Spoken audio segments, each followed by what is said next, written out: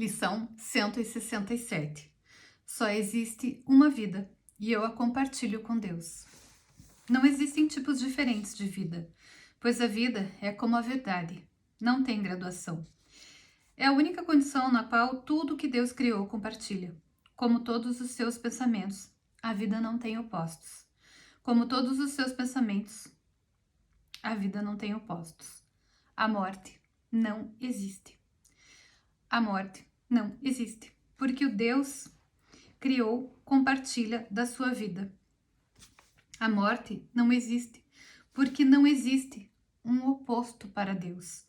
A morte não existe, porque o Pai e o Filho são um. Nesse mundo parece haver um estado que é o oposto da vida, tu a chamas de morte, mas aprendemos que a vida da morte toma muitas formas. É a única ideia subjacente a todos os sentimentos que não são supramente felizes. É o alarme ao qual respondes quando não reages com perfeita alegria.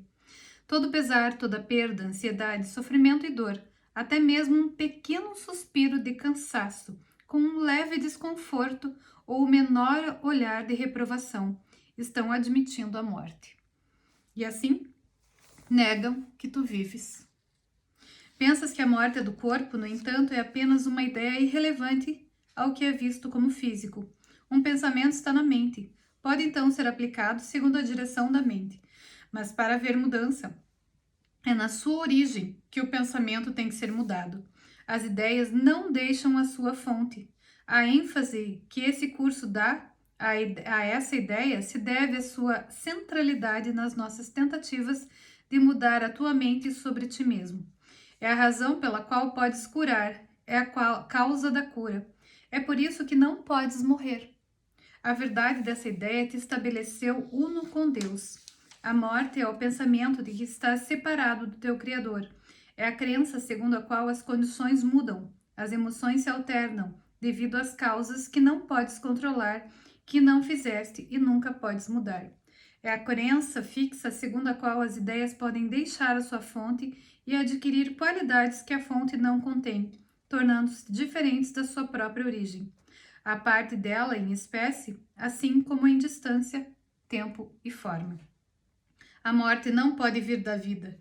As ideias permanecem unidas à sua fonte. Podem estender tudo o que a sua fonte contém. Nisso podem ir muito além de si mesmas, mas não podem dar origem ao que nunca lhes foi dado. Assim como foram feitas, será o que vierem a fazer. Assim como nasceram, farão nascer. E de onde vieram, para lá retornarão. A mente pode pensar que dorme, mas isso é tudo. Não pode mudar o que é o seu estado desperto. Não pode fazer um corpo nem habitar no interior de um corpo. Aquilo que é alheio à mente não existe, porque não tem fonte.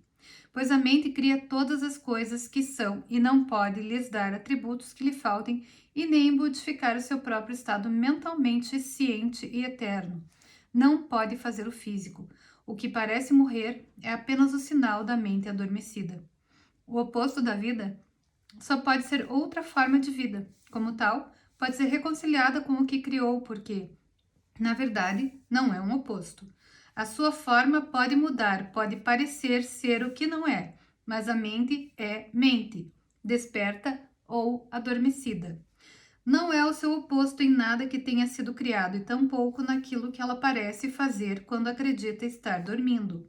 Deus só cria a mente desperta. Ele não dorme e as suas criações não podem compartilhar o que ele não lhes dá, nem dar lugar a condições que ele não compartilha com elas.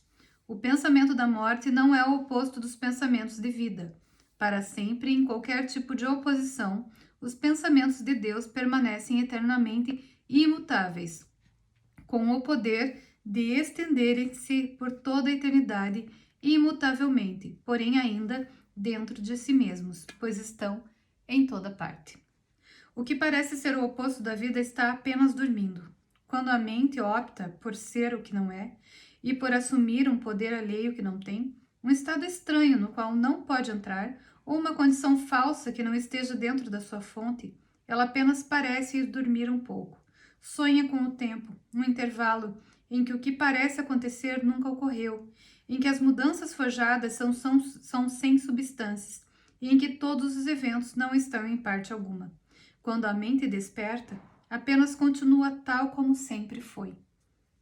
Hoje, sejamos as crianças da verdade e não neguemos a nossa santa herança. A nossa vida não é como a imaginamos. Quem pode mudar a vida por fechar os olhos ou fazer de si mesmo o que não é porque está dormindo, vendo em sonhos o oposto do que é?